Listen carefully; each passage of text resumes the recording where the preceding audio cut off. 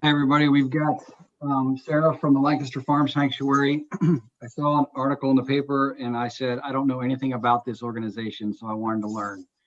And I love the little goats running around. You're on.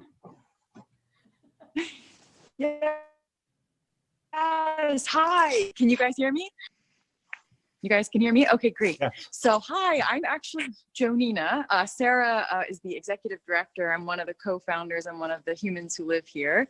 And I just want to say thank you for having us. It's Jonina. Joe is an easy a nickname. If you have any questions, please interrupt me. I wanted to give a little talk about our organization. Thank you so much for having us, and tell you a little bit about us, introduce you to some of these little goats and big cows and people hanging out with me here. But I love questions if anything that I'm saying is of interest and you wanted to hear more. So I'm actually going to flip it around so you can see the really cute friends, but I'll keep talking. Just let me know if I'm cutting out. Thank you.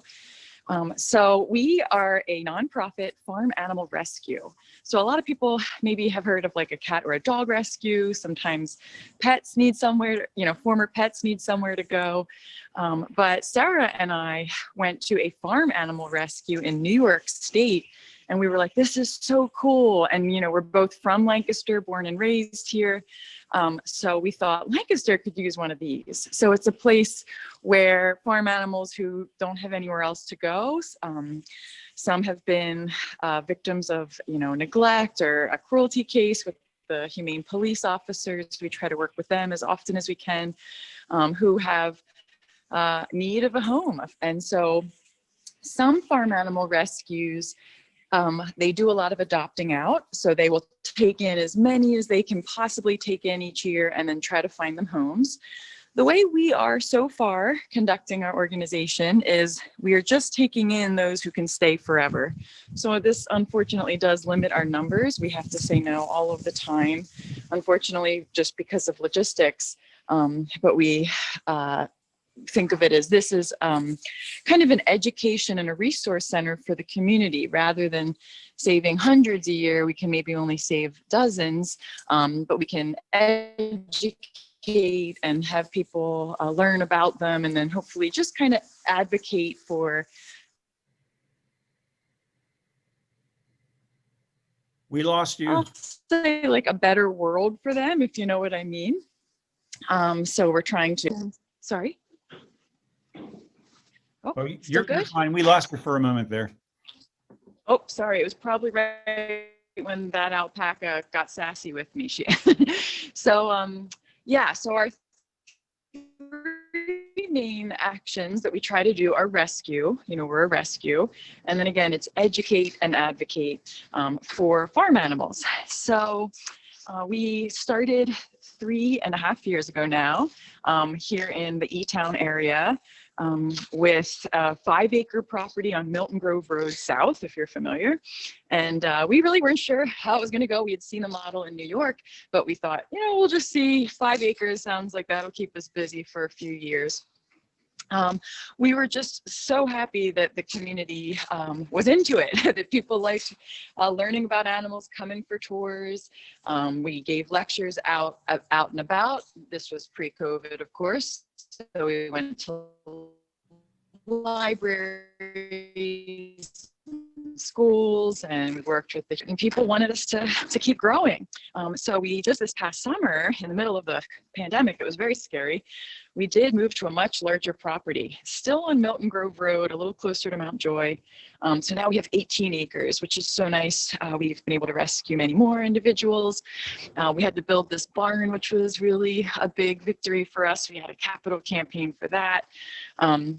So we can continue to grow. Again, we wish we could rescue all the animals we ever meet, but this larger property is a chance for us to spread out more and in the future, hopefully have some fun events again. We had dinners and talks and, educational experiences at the old place. Oh my goodness, Honey never comes up and she's being very brave today, but I think she might want to spit on the phone. Okay, so a little bit let's see, that's about our organization. I thought I'd just tell a story or two just to give you a taste. You know, we have small group tours, outdoor tours around and introduce the animals, telling a few stories here and there. So let's see, I'll tell Kevin's story. Kevin wants to say hi. Actually, no, Dusty wants to say hi. All right, Dusty is a goat who came with his brother, Lucas. He was at a dairy in a neighboring county, and their mom, unfortunately died during birth. And so that was going to be a real hardship for the farmer. And the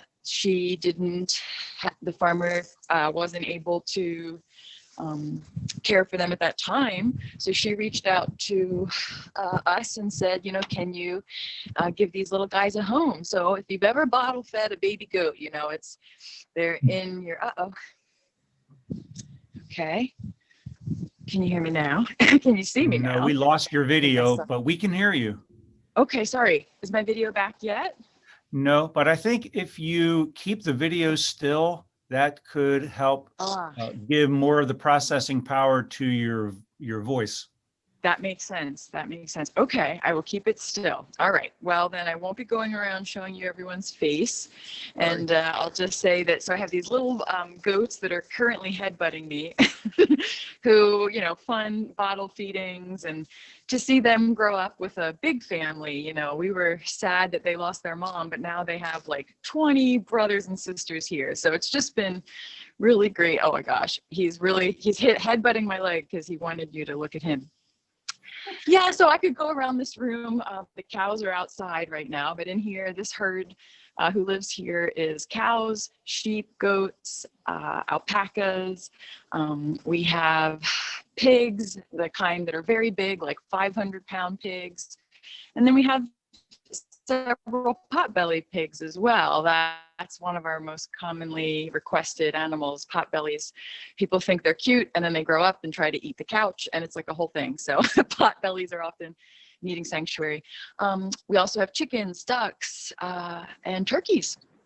Did I get everyone? Yes, we recently tried to rescue a peacock who was on the highway, but we couldn't find her. But anyway, so far, just those. So yeah, so let's see.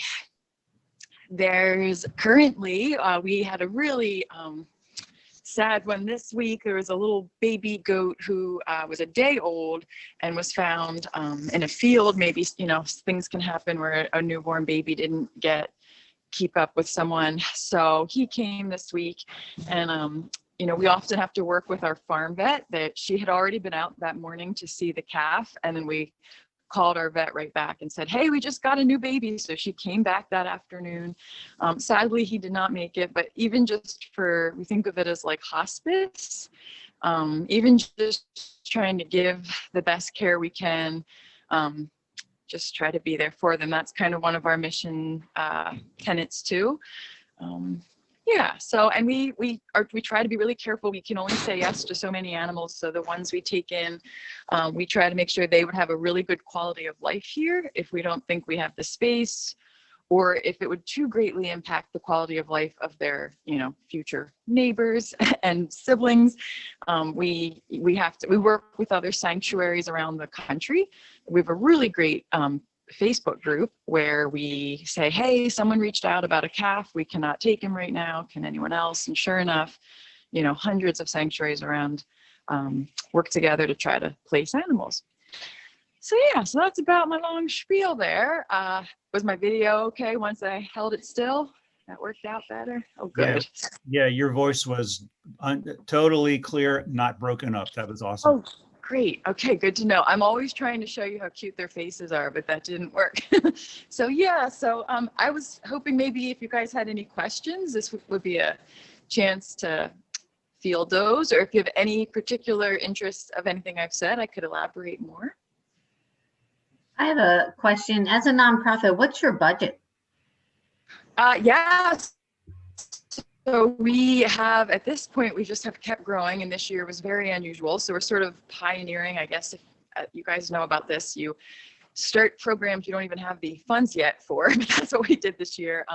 So we have, it varies greatly, but somewhere around $100,000 a year for animal care, bedding, food. But it is actually, that's something we're projecting. We haven't lived on this property even for a full year. So that is actually just, we're guessing that based on numbers that we currently see. We are almost all donor funded. We planted 1,000 trees this year. Really cool organization. You guys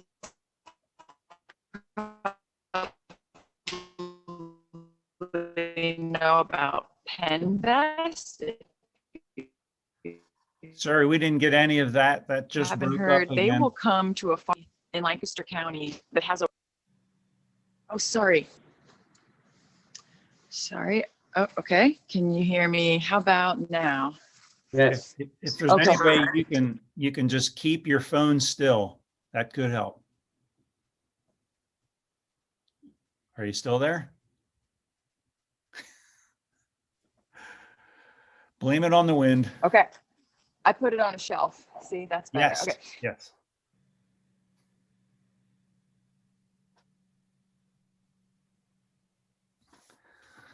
No. While we have this pause, students, big apologies to you for all our technical problems, and best wishes to you in the So, future. oh, I am. Yeah, I wanted to be out. Okay. Oh, sorry. So we just planned property to subsidize some of the expenses.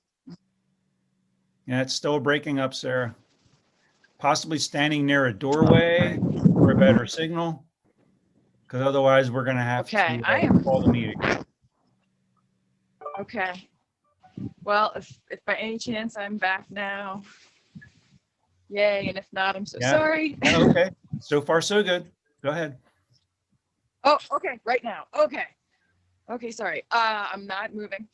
We planted 1,000 fruit trees. So the answer, or another note on our budget, we are trying to have income from food production, not just a farm where farm animals are hanging out, but also actually we planted 1,200 trees, and we're hoping to have in a few years food crops from these native trees. That was free. The organization you guys might be interested in is called Penvest, and Lancaster County property that has the waterway, they will plant the trees for you and care for them for several years. So it was just a no-brainer for us, and we also would like to start a community garden, things like that. But anyway, right now, as of now, the income for the farm animal care is all donor given. There's a huge community of people out there that love animals, and so we haven't just been amazed by the support. Good picture. Any other questions? We'll have to visit. Oh, we would love that. We love to give tours. I love to give tours. I'm sort of the tour giver usually. I just love it. There's an outdoor option. I know today nobody should be outside, but if it warms up a little and you were interested, we would absolutely love to have you, and we can spread out nicely here. Just let us know. And you're on the web under Yes. Lancaster Farm Sanctuary, of course. .org or com. They'll get you there. Excellent. Any other questions? Okay. If not, Sarah, thank you so much for sharing this awesome opportunity for animals, and everybody over the weekend be on the lookout for any homes that might be needed. And Yeah. and everybody stay warm, stay on your feet, don't get blown away, and have a great weekend. We'll look forward to seeing you next time. And let's give Sarah a round of applause, especially for enduring the technology aspect. So, okay, this meeting is concluded.